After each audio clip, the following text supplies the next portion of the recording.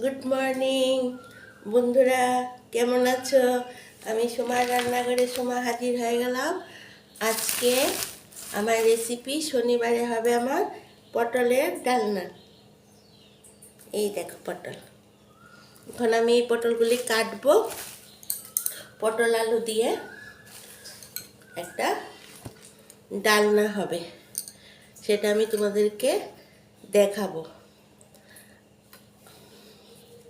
পটলটাকে এইভাবে করে দেখো আমি কাটছি, এরকম করে আমি কাটবো। পটল কাটবো, আলু কাটবো, তারপরে এটাকে কাঁচা লঙ্কা দিয়ে, আদা দিয়ে, জিরে ধনে দিয়ে এটার একটা ডালনা হবে। আর সেই রেসিপিটাও আমি তোমাদেরকে দেখাবো। আজকে রান্নাঘরে আস্তে আস্তে একটু দেরি হয়ে গেছে, তারপর দেখি কি রান্না করি আর কি রান্না হবে। এই পটলগুলো সবগুলো কাটবো, আর এটার সঙ্গে দেব এই আলু দেব।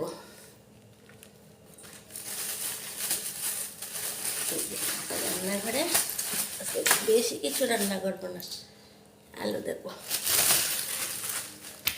আলু দিয়ে পটলের তরকারিটা হবে।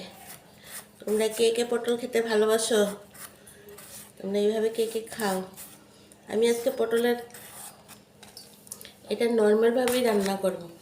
এই পটলটা অনেক সময় নর্মালি দই দিয়েও করা যায়, আবার পটলের আর এটা আমি আজকে করবো পটল আলু দিয়ে। আর দই দিয়ে পটলও করা যায়, তো পোস্ত দিয়ে পটলও করা যায়, পটলের দোরমা। আর এইদিকে আবার আমি আবার আরেকটাও করি, পটলের ঘন্ট খাসার চাল দিয়ে। কিন্তু আমি আজকে এই পটলটা পাতলা পাতলা করে কেটে, এরকম টুমটুম করে কেটে, তারপর আলু দিয়ে সেটা আমি করব। আমি আবার পটলটাকে পুরো চেষে ফেলে দিই, নাহলে কি হয় পটলটা শক্ত শক্ত লাগে। অনেকে এরকম চাষে, তখন পটলটা খেতে ভালো লাগে না, নরম লাগে না। এরকম পটলটা চাষে, এটা আমার ভালো লাগে না। পটলটা ছুলে এইভাবে দেখো, আমি পটলটা কীভাবে কাটছি, এভাবে ছুলে, তাহলে পটলটা রানলে পটলটা নরম হয়, পটলটা খেতেও ভালো লাগে। আমি আস্তাও এরকম করে যদি পটলটা একটু ছোট হয় তাহলে আস্তাও রাখতে পারো। আবার পটলটা যদি বেশি বড় হয়ে যায় তাহলে তুমি সেটাকে মাঝখান দিয়ে কেটে ফেলতে পারো।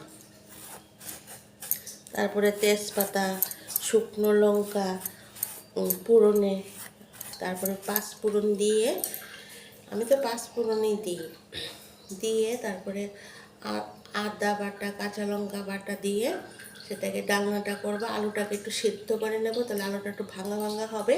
নামানোর আগে গরম মশলা, ঘি না খেলে না দিলে দিয়ে সেটা আমি নামিয়ে নেব।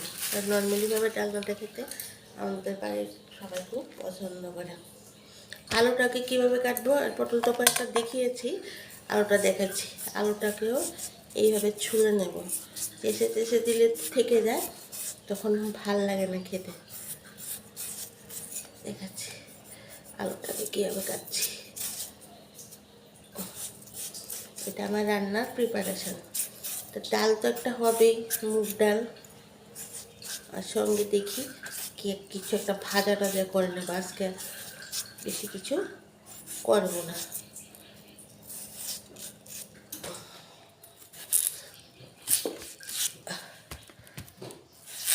আজকে তোমাদেরকে দেখি, নাহলে একটু সোয়াবিন করলে সোয়াবিনের রেসিপিটা তোমাদেরকে দেখাবো।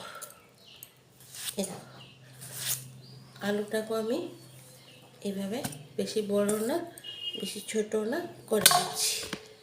হ্যাঁ, বাকি পটলগুলিও এভাবে কাটবো। আলুটাকে এভাবে করে দিচ্ছি। ঠিক আছে বন্ধুরা, তাহলে রান্নাটা একটু পরে তোমাদেরকে দেখাবো। আর পরের ভিডিও, হাতটা আমি একটু ধুয়ে কাপড়টা দিয়ে মুছে নিই। তারপরে পরের ভিডিওতে তোমাদেরকে আবার আসছি। তোমরা আমার সব ভিডিওগুলি পেয়ে যাবে। আমাকে সাবস্ক্রাইব করে দেবে, লাইক শেয়ার করবে, তাহলে সবগুলি কী কী রান্না দিচ্ছি আর কি করছি, দুপুরের লাঞ্চটাও দেখাচ্ছি, সন্ধ্যের সময় টিয়ের আড্ডাতেও আসছি, এগুলি সবগুলি তোমরা দেখতে পারবে। হ্যাঁ, তাহলে ভালো থেকো তোমরা। টাটা, বাবাই।